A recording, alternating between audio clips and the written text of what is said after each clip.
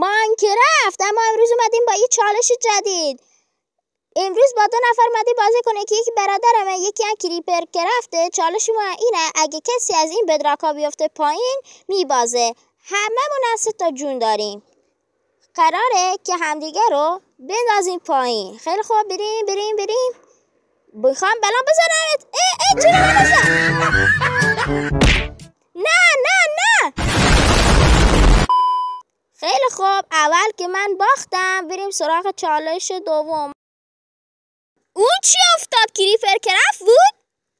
آیتماشو بر ندار. الان میزنمت. چرا بال زد؟ خیلی خوب، انگار اون دوتا افتادن و بریم سراغ چالش سوم. اینجا رو بذارن نزنه منو. بریم فرار. وای باید اینجا فرود بیام. وای ندارم میفتم. برو بالا. چی شد؟ خیلی خوب، بریم سراغ چالش آخر. اون دوتا دعوا. کریپر کرافت رو انداخت. تو هم برو. تو رو انداختم. هورا، من برنده شدم به افتخار خودم. بریم یه رقصی کنیم به افتخارم. اون چی؟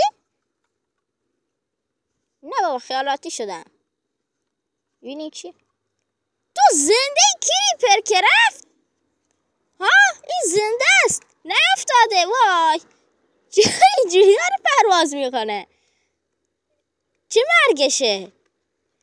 وقتشه دیگه برم بمبمو افتتاح کنم. بزن بریم. وای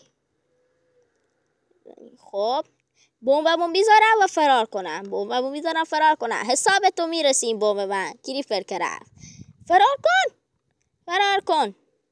زود باش. بریم. برو همونجا. خیلی خوب بچه ها، انگار برنده این داستان ما کسی نبود جز کریپر کرافت. من و برادرم شدیم 2 و کریپر کرافت شد 3. به افتخارش میخوام من شلوار پلنگی من خالش و روزارم